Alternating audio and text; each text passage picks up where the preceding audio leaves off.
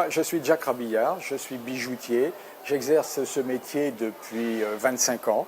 Ça fait 25 ans donc, que je suis dans la galerie de Haut-Chambouliac. Donc, j'exerce la profession de bijoutier, horloger, joaillier, orfèvre. Je suis commerçant indépendant, travaillant sous enseigne.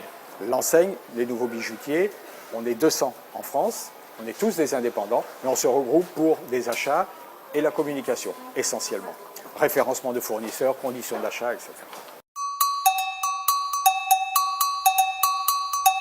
Alors jusqu'à présent, j'ai eu recours au contrat d'apprentissage et au contrat de professionnalisation, essentiellement, en utilisant un peu plus le contrat d'apprentissage que le contrat de professionnalisation.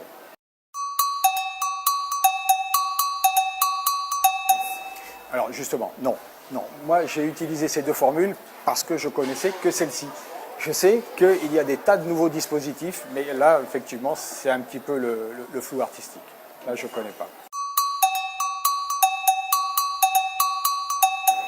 Alors moi, j'ai toujours utilisé l'alternance depuis une vingtaine d'années. J'ai toujours formé des jeunes parce qu'il y a ce côté un petit peu transmission du savoir, transmission du savoir-faire, l'envie de passer un petit peu le relais, l'envie de mettre en selle les jeunes, leur donner le meilleur tremplin pour se retrouver dans la vie active. Je peux dire une chose, c'est que tous les jeunes qui sont passés chez moi, le mois qui a suivi, ont tous eu un emploi. Jusqu'à présent, ça s'est passé comme ça. Pourvu que ça dure pour eux, mais tous ont trouvé un emploi. Et aujourd'hui, il y en a une demi-douzaine qui sont responsables de magasins dans la Cube de Bordeaux.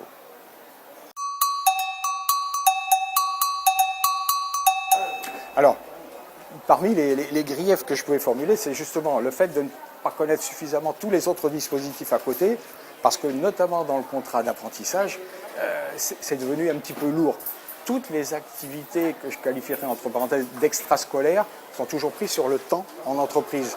Moralité, on se retrouve avec une présence du jeune de maximum 9-10 jours par mois. Ça fait très court. On a le problème au moment de Noël, au moment des soldes, au moment des grands rendez-vous, où forcément ça ne tombe pas exactement au bon moment. Ils sont soit bloqués à l'école et on ne les a pas à disposition. Donc ça, c'est un gros handicap. Alors, rythme d'apprentissage, moi ça pourrait m'aller, je peux m'adapter, mais il y a beaucoup de jeunes qui ne sont pas à l'aise avec ce rythme, parce que très souvent ce sont des jeunes qui n'ont pas l'esprit très scolaire, et eux, le fait de les bloquer pendant une semaine en cours, ça les gêne beaucoup. Ils préféraient largement, c'est pour ça que j'avais eu recours au contrat de professionnalisation, où là on les a que 2 jours par semaine, 2 jours de cours, le reste en entreprise. Donc le rythme de une semaine complète, ce n'est pas forcément le meilleur à leur goût.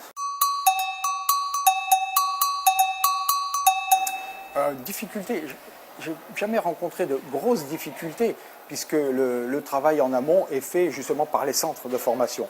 Très souvent, ce sont les centres de formation qui me proposent 3, 4, 5 jeunes, ou éventuellement de consulter leur dossier dans les centres. Donc je pratique comme ça. On fait une première présélection, et ensuite je reçois 3, 4 candidats, et je choisis parmi ces 3 ou 4 candidats.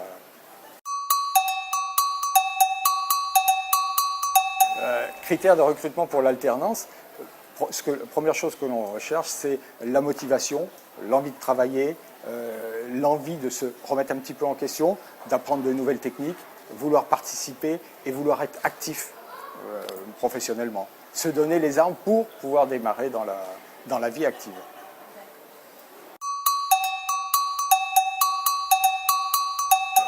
Alors c'est un petit peu ce que j'ai dit tout à l'heure dans les griefs que je formulais vis-à-vis du contrat d'apprentissage, c'est que non, très souvent les centres ne tiennent pas compte de la périodicité des événements qu'on vit dans l'année.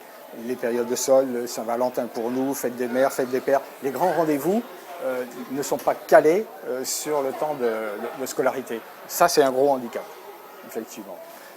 Il y avait aussi, tout à l'heure, j'ai oublié de dire, parmi les petits inconvénients que je voulais signaler, c'est que lorsque le jeune ne participe pas,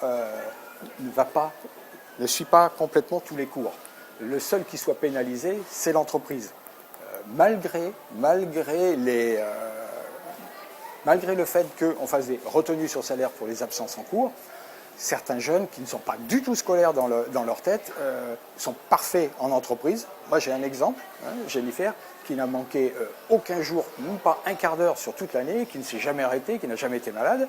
Et par contre, j'ai jamais eu de prime versée par la DDTE, puisque, effectivement, elle manquait beaucoup de cours. Les cours, ça l'embêtait prodigieusement. Malgré tout, elle a eu son bac avec mention, donc il n'y a pas de problème. Mais moi, je n'ai pas eu les primes. Donc ça, effectivement, c'est un petit peu embêtant. Le problème, c'est l'entreprise qui est sanctionnée parce que le centre ne motive pas ses jeunes. Donc le centre ne fait pas son travail, mais c'est l'entreprise qui paye. Ça, c'est gênant.